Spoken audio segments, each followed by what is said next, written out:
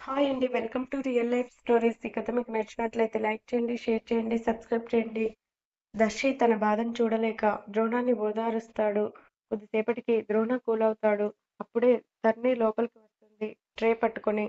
ఏంటి ఇద్దరూ ఏదో రహస్యాలు మాట్లాడుకుంటున్నారు? ఏం లేదులే, జస్ట్ వర్క్ గురించి అంతే. ఓ అని ద్రోణ ఎదురుగా కూర్చొని ట్రే పక్కన పెట్టి ప్లేట్ తీసుకుని అన్నయ్య భోంచేయ్ అంటూ ముద్ద కలిపి నోటి దగ్గర పెడుతుంది. ద్రోణ అసహనంగా తరుణి నీకు ఎన్నిసార్లు చెప్పాను అంటూ ఏదో అనబోతుంటే తరుణి చేతిని ప్లేట్లో పెట్టి నువ్వు ఆ మాట అంటావని నాకు తెలుసన్నయ్య. నువ్వు ఇలా తినకుండా ఉంటే నా మేనల్లుడు వచ్చి మా డాడీని ఎందుకు ఇలా చిక్కిపోయేలా చేశారు అని అడిగితే మేమేం చెప్పాలి? తరుణి మాటకి ద్రోణ అయోమయంగా చూస్తే దర్శి వెర్రిగా చూస్తాడు. ఒకరినొకరు చూసుకొని మళ్ళీ తరుణి వైపు చూస్తారు. ద్రోణ అయోమయంగా తరుణి నువ్వేం చెప్తున్నావో నాకు అర్థం కావట్లేదు. నీకు మేనల్లుడేంటి? అన్నయ్య నీ కొడుకు నాకు మేనల్లుడు కదా అయ్యేది.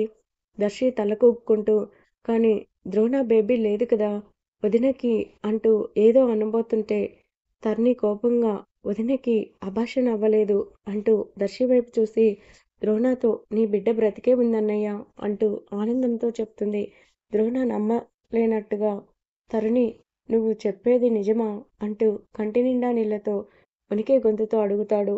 తరుణి అవును అన్నట్టుగా తలూపుతుంది. ద్రోణ సంతోషంగా తరుణిని హగ్ చేసుకుని కంటి నిండా నీళ్లతో తరుణి నిజంగా నా బేబీ బతికే ఉందా? అవునన్నయ్య. ద్రోణ మనసు ఉప్పొంగిపోతుంది. కళ్ళల్లో నీళ్లు మాత్రం తన సంతోషాన్ని ఆపనంటూ అలా కంట్లో నుండి జారుతున్నాయి. తన సంతోషాన్ని ఎలా వ్యక్తపరచాలో కూడా తనకి తెలియట్లేదు. నా బేబీ బ్రతికే ఉంది అంటే నేను నా బేబీని చంపుకోలేదని సంతోషంతో హార్ట్ హార్ట్ దగ్గర చెయ్యి పెట్టుకొని మెల్లగా ఆ చేతిని నోటి దగ్గర పెట్టుకుంటాడు. దర్శి తరుణికి తన సంతోషాన్ని చూసి కళ్ళల్లో నీళ్లు వస్తాయి. దర్శిని పట్టుకుని నా బేబీ బ్రతికే ఉందిరా, నేను నా బిడ్డని చంపుకోలేదు అంటూ పదే పదే అదే మాట అంటూ దర్శి హగ్ చేసుకుంటాడు. ద్రోణ సంతోషాన్ని చూసి మురిసిపోతూ అవును ద్రోణ అంటూ దర్శి కూడా హగ్ చేసుకుంటాడు. అప్పుడే ద్రోణకి ఏదో అనిపించి తరుణిని పట్టుకుని ఈ విషయం నీకెలా తెలుసురా? అది చెప్పాలంటే ముందు భోజనం చేయాలి, లేకపోతే చెప్పను.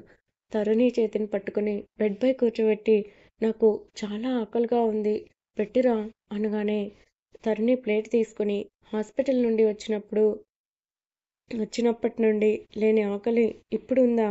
అది కూడా బేబీ గురించి చెప్పాక అని నవ్వుతూ తనకి తినిపిస్తుంటే ద్రోణ మొత్తం తినేసి ఇప్పుడు చెప్పు తరుణి, నీకు ఈ విషయం ఎలా తెలిసింది?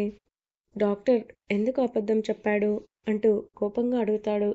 నాకు డాక్టర్ గురించి అయితే తెలియదన్నయ్య.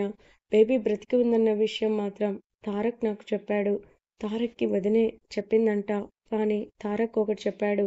వదిన నీకు కావాలనే దూరమయింది అని చెప్పాడు. వదినకి నీ మీద ప్రేమ తప్ప కోపం లేదన్నయ్య. తనకి తారక్కి తెలుసు వదిన నీకు దూరంగా ఎందుకు ఉందో. ఒకసారి తనని కలిస్తే నీకేమైనా చెప్పగలడేమో అన్నయ్య. ద్రోణ తరుణి పట్టుకొని నాకు తెలుసురా, దానికి నేనంటే ప్రాణం అని. కానీ ఎందుకు దూరంగా ఉంటుందో తెలీదు. నిన్ను తెలుసుకుంటాను. అలాగే డాక్టర్ ఎందుకు అలా చెప్పాడో కూడా తెలుసుకోవాలి అంటూ దర్శి వైపు చూస్తాడు. దర్శి చిన్నగా నవ్వి అర్థమైంది ద్రోణ, ఆ డాక్టర్ని కలవాలి అంతే కదా. రేపు ఇన్ఫర్మేషన్తో నీ ముందుంటాను అని అక్కడి నుండి వెళ్ళిపోతాడు. ఇంకా ప్రశాంతంగా పడుకో అన్నయ్య అని ప్లేట్ తీసుకుని వెళ్ళిపోతుంది. ద్రోణ సంతోషంతో ఉక్కిరిబిక్కిరవుతాడు. తనకి అన్విని చూడాలని అనిపిస్తుంది. కానీ ఇప్పుడు వెళ్తే మాట్లాడుతుందో లేదో. అస్సలు మాట్లాడదు. ఇప్పుడెలా అనుకుంటూ ఆలోచిస్తాడు. తనకి అప్పుడే ఒక ఐడియా వచ్చి ఒకరికి కాల్ చేస్తాడు. అంజు ఒక ప్లేట్ చేతిలో పెట్టుకొని అన్వి రూమ్కి వెళ్తుంది. అన్వి ఏదో ఆలోచనలో ఉండి తన రాకని గమనించదు. అక్క అంటూ తన భుజంపై చెయ్యి వేసేసరికి తేరుకొని అంజు వైపు చూస్తుంది. ఏంటి అంజు?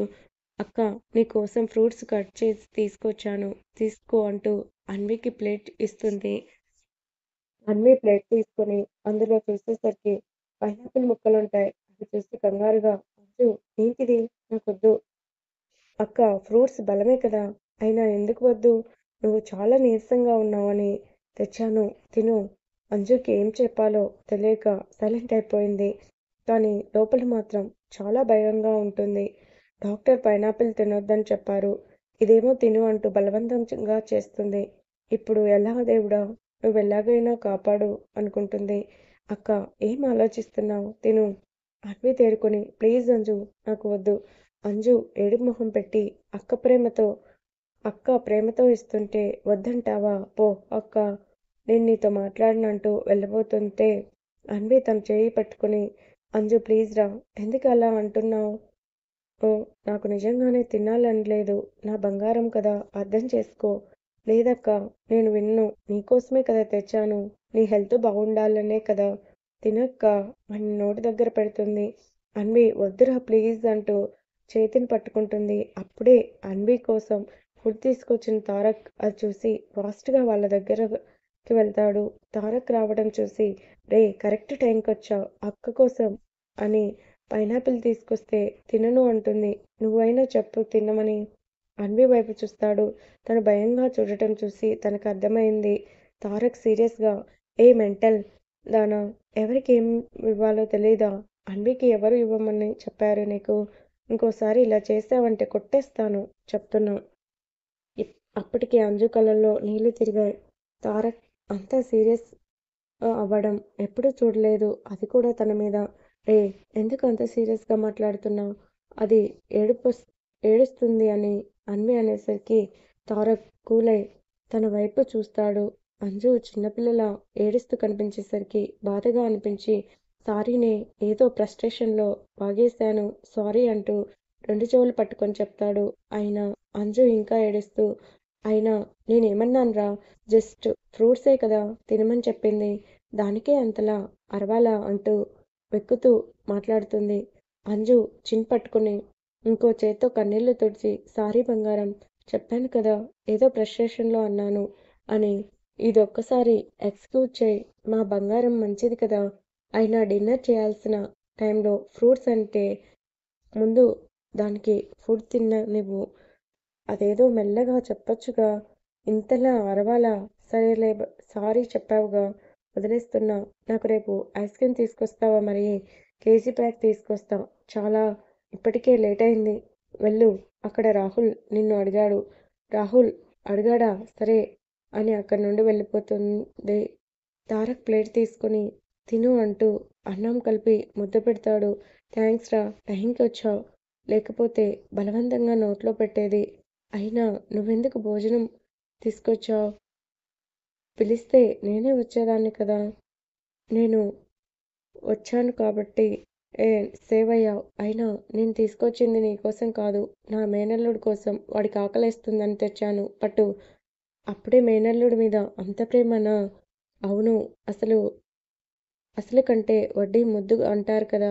ఇది కూడా అంతే అని అన్వికి తినిపించడం అయిపోగానే చేయి కడుక్కుంటూ తనకి టాబ్లెట్స్ ఇచ్చి తను వేసుకున్నాక రెస్ట్ తీసుకోరా అని ప్లేట్ తీసుకుని అక్కడి నుండి వెళ్ళిపోతాడు.